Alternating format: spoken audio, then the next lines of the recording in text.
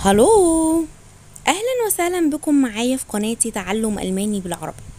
بناء على طلبكم هنتعلم في الفيديو ده ازاي نعمل جملة تركيب او بناء الجملة That's باو. تابعوا معايا الفيديو واكيد هتستفادوا منه كتير.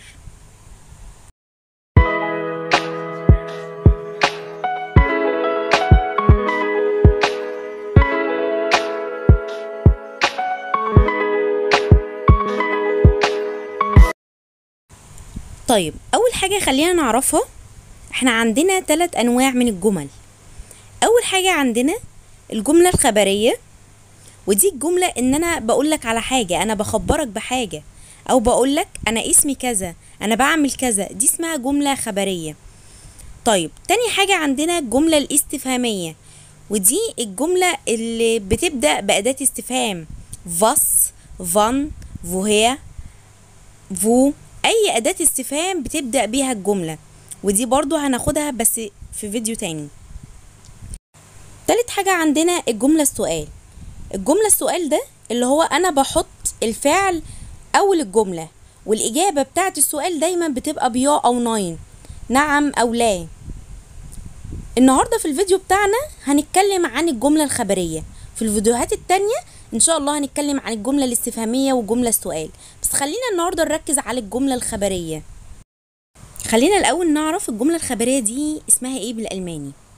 Aussagesatz. Aussagesatz. طيب، الجملة الخبرية دي بتتكون من ايه يا ترى؟ بتتكون من فاعل، فعل، مفعول، فاعل، فعل، مفعول. نشوف مع بعض مثال.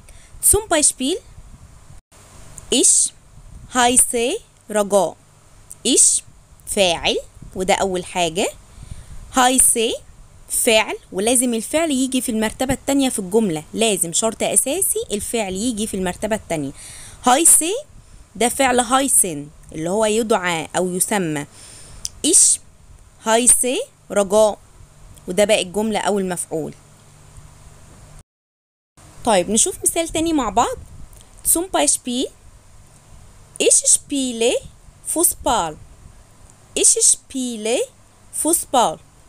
لاحظنا الفعل شبيلي موجود في المرتبة التانية في الجملة، يبقى شرط أساسي إن الفعل دايما يبقى موجود في المرتبة التانية في الجملة. احنا ممكن نبدل في الجملة، يعني ممكن أقول فوسبال شبيلي إيش، يعني ممكن أبدل في الجملة ما عدا الفعل لازم يبقى في المرتبة التانية زي ما هو في مكانه. إيش شبيلي فوسبال، أنا ألعب كرة القدم، أو فوسبال شبيلي إيش. هنشوف برضو مثال تالت مع بعض. Die Kinder lernen Deutsch. Die Kinder الأطفال lernen يتعلم Deutsch الألماني، الأطفال يتعلم الألماني. Die Kinder lernen Deutsch. ممكن كمان أبدل الجملة، يعني أهم حاجة إن الفعل تاني مرتبة في الجملة، lernen موجود تاني مرتبة في الجملة. ممكن أبدل الجملة وأقول إيه؟ أقول Deutsch lernen die Kinder.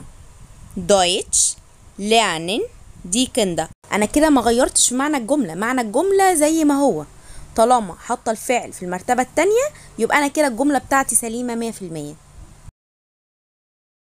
طيب، ممكن نعمل مع بعض اختبار صغير كده عشان تختبر نفسك فهمت الدرس كويس ولا لأ. هحط لك الجملة قدامك دلوقتي بس مش مترتبة، والمفروض ان انت ترتبها.